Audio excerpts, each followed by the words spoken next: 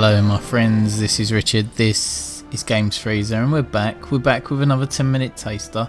We're back over onto the PC, we're playing the Bloodline. So, first time I've played it, I understand it's kind of an open world, it's a survival game, all sorts going on there, so let's have a look, see what it's like, see what it plays like, give you some first impressions. Right, so new save name.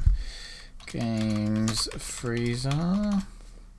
Start, and away we go. So I'm hoping that this will give us some kind of tutorial that I can go through. Well, this looks cool.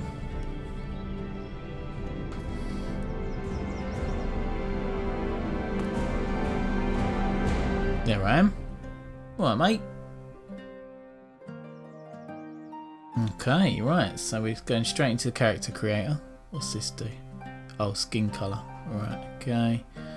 Body art colour. I haven't got any body art, have I? No. Hair colour. Let's go. He can be a ginger guy. There we go. So, we're going to go hair.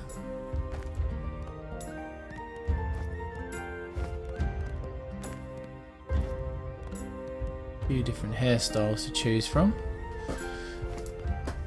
Nice mohawk, that's pretty cool. Yeah, he looks good.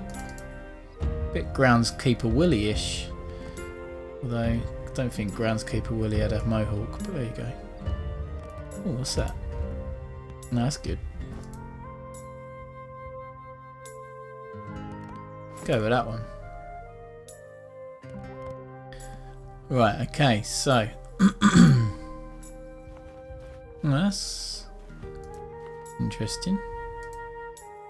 That changed his hair when I changed his I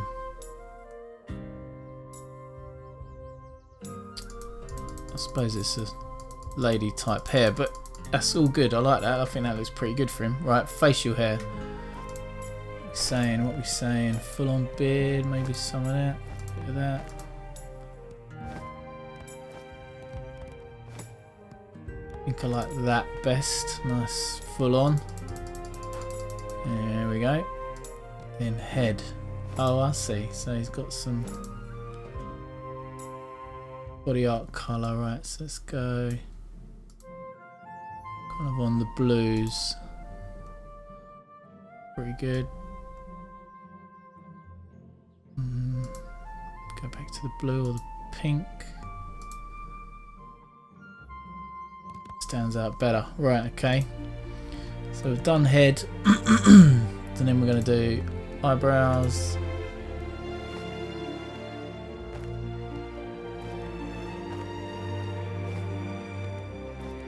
We'll go with these ones. Okay, and we're going to create character. Welcome to the Bloodline. The Bloodline is an open-ended experience where you create the character that you want to play as.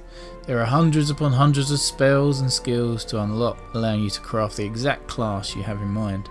Nearly every action you do is rewarded to cater to everyone's playstyle.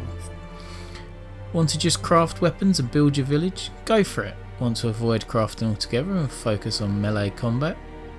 No worries, play the way you want. There is no singular way the game is meant to be played. Well, that's cool.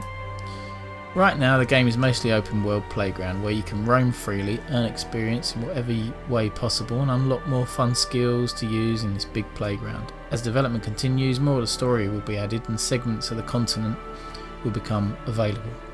Please keep in mind that this is an early development build and you will run into bugs. Please have patience and understand that this game is being created by just one person. Wow. I'm doing my best to make the playing experience as smooth as possible. Well, for one person it's already seems pretty well thought through. I wonder if there's controller support. That would be good. No, WSD. Right, okay. I'm rubbish on keyboard. There you go. Spacebar to jump. No. Shift to run. Yeah. Okay. Gonna walk over here and talk to this dude. Yeah. Press E to talk. Good morning, Harbinger. Here is your uniform, freshly washed. After you've done getting dressed, my father requested that you meet him down near the armory to begin today's training. Will you be joining us today, Frederick? Sure hope so. It's been a while since we have sparred, hasn't it? Maybe you could actually beat me this time. Got a frog in my old throat. I'd say we're pretty even, as if you've ever beaten me. It was only a joke, sir. Anyway, my father is waiting downstairs. Sure. Great. Where would you like to start? Combat. You should talk to Rasul about combat and weapons. He's much more experienced than I am about that stuff. Any other topics you'd like me to cover? Menus. Press tab and you'll open a radial menu. From there you can access your inventory. Okay. Skill book, armory overview, and the ever so helpful enter overworld button. Pressing enter overworld button immediately brings you to the overworld instead of having to go out an area's exit. You can also open your inventory with I and your skill book with K. Assigning and using skills. To assign a skill to your skill bar, open your skill book with K and then drag whatever skill you'd like into your hotbar. The number on each slot represents the numbers on your keyboard. Please keep in mind that some skills are still a work in progress and might be extremely exploitable, janky, or just not work at all. Just have fun and expect them to be wonky. Nice. General controls. Once you have weapons equipped, you can scroll up for your melee weapon and down for your ranged weapon. Okay. Another useful ability can be toggled by C, slow motion. Having slow motion enabled drains your stamina, so be careful. Pressing F will toss your grapple hook. You can attach to many different surfaces, so don't be afraid to toss it around. You can ascend, descend the rope by Q and E. Pressing F will detach the grapple. Blimey, it's a lot to remember. Right, let's go with that. So what's F saying? Grapple hook. Ooh. Right, and then we can Q and E, won't it? Whee! That's pretty cool. Whee! Right, press F to swing. Right. Oh, I see. Well, if a game has got a grapple hook in it, it's got to be good, right? No doubt. Coffee beans, bundle of reeds, apple, garlic, potato, copper ore, and fish. Good start. Right, what else we got around here? Oh yeah, I've got to open me radio wheel, so I've got an inventory. Okay. Skill book. Often skill book. Let's have a look at my skill book. No skills in there yet. Alright, okay, so another little peek. Inventory. Character summary. Am I still naked? What's this? Enhanced herbs at the Molten Crag. Oh, okay. Day of the Druids. Alright. That's interesting. How has this only been done by one person? There's a lot of things at play here, put it that way.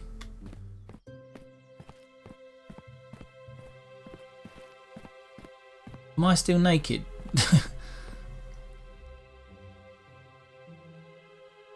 Heard my father has something interesting for you today. Seems excited. If not, you should be terrified, to be honest. Ha ha ha ha. I'll head over there now.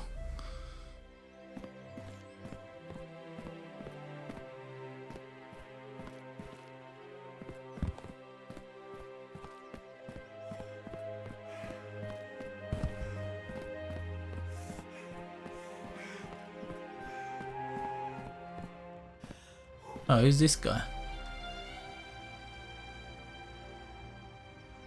Thomas Darnshate, Artificer. Good to see you, Harbinger. How goes your research? Great as always. I just received the latest batch of Gryocopic stabilizers from my dwarven friends in Elderglen. What were those for again? I've been trying to make a companion to help me in here in the shop. Just a small bot that can help retrieve tools, parts and the like. You need any help? I'd hate to ask you to help with my own personal project, but if you're offering, I'd be foolish to refuse. There are a few things that I need to assemble my latest schematics for the bot. First, I'll need a magnifying lens. I dropped the last one I had cracking it. The nearest place to get them from is Gearbird's shop in Elder Glen. I'll provide you with the funds. I just need you to go and purchase it for me. You got it. I'll be back with those items. Other than that, I also have a few bits of copper ore. 6 copper ore should do the trick. Okay. Got my first... what is that? Got my first quest. Ooh. Yoink. I've got a double-barreled flintlock. I have to admit, I'm more excited with this game in the first 10 minutes than I am with Starfield. She's not saying much, I suppose. What's this? Press E to interact. The requisition office allows you to buy basic goods at a fair price as well as sell your unwanted items for a good bargain. Okay. Won't do that yet. Okay, who's this dude? That is Marek Osterhout. He's the groundskeeper. Greetings, Harbinger. Was there something you needed? What do you do round here? I'm a groundskeeper. I make sure the stronghold stays in tip-top shape. I've got to be going now. Okay. Can't remember who I was going to speak to. Jeffrey Woodkin. Harbinger, good to see you. I've actually been meaning to speak with you about something if you have the time. What is it? Let me tell you a quick story. Go on. Recently I was visiting family in Lonland, and as I walked the streets of Helgaska, I overheard a conversation. They spoke of the Harbinger bloodline. They doubted the divinity of your blood, said it's simply an old folk tale.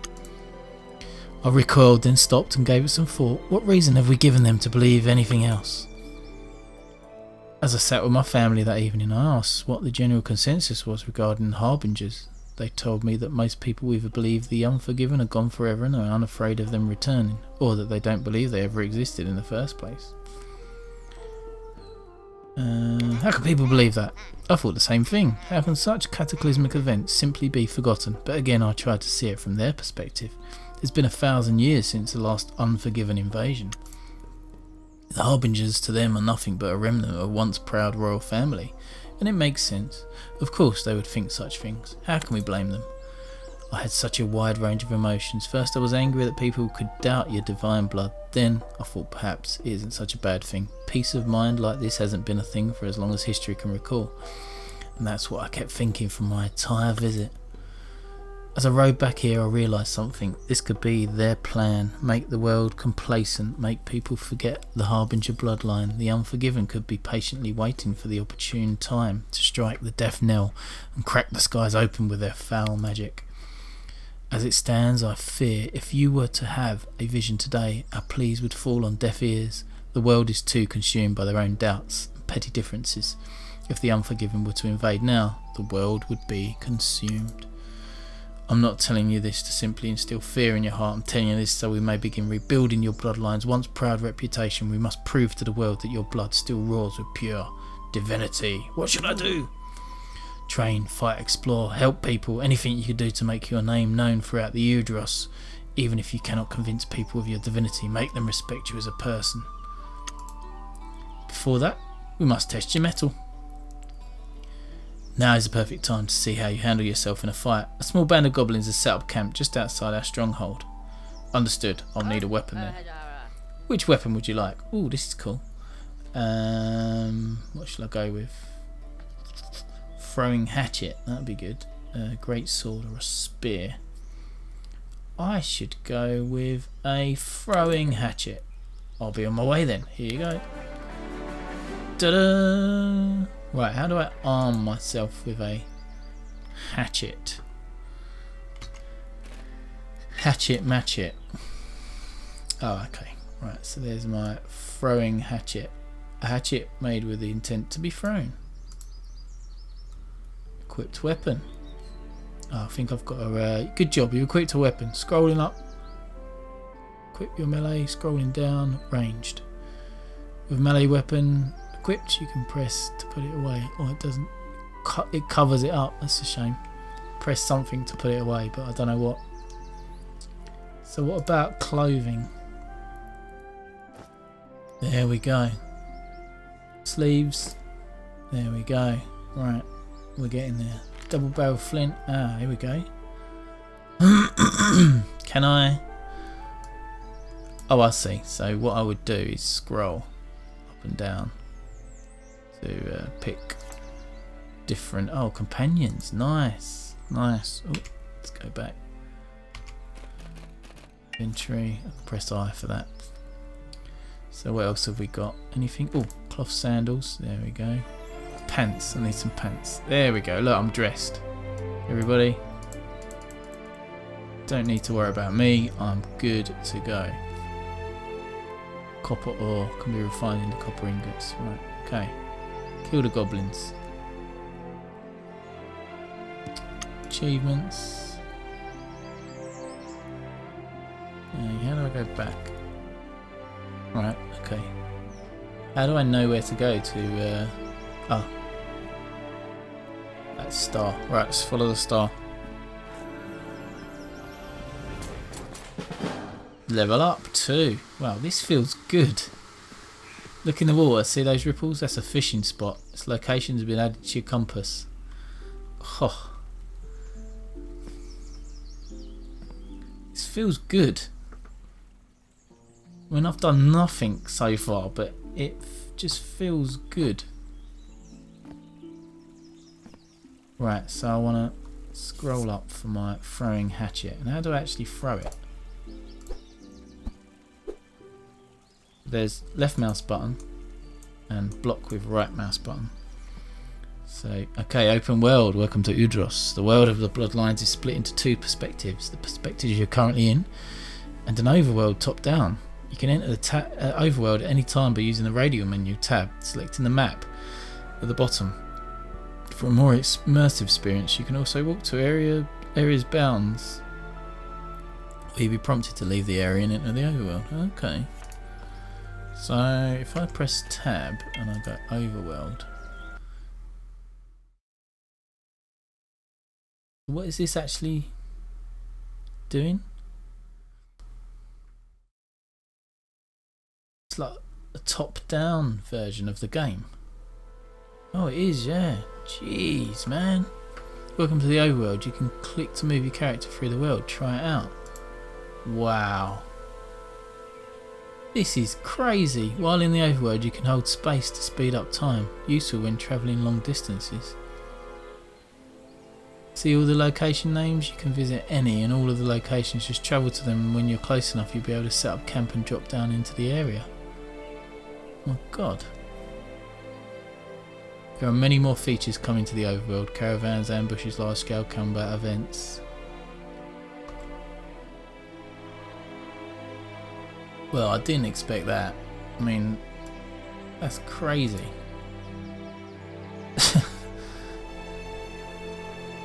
I can scroll all the way up here. Well, I haven't got the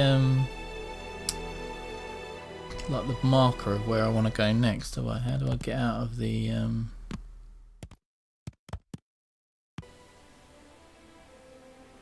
journal?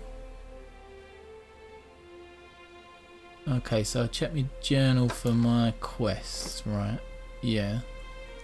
Then how do I get back to just the normal overworld? Chop down a tree. I think I prefer the first person, but still pretty cool. Okay, oh yeah, I can swizzle round. Ah, right. Oh god. Where I come from. That's crazy. C to center the camera. Can run over here. That is really cool. Oh look, that's down there is where I need to go, I think, isn't it? No. Right, so how do I get back to... I'm pressing tab and I'm not going back. What's the general info? Okay. Right, until I work that out, I think I'm going to call a halt to the 10-minute taster. Hopefully you've enjoyed it, but you'll be leaving me trying to work out how to get back to normal first person view. Goodbye, my friends.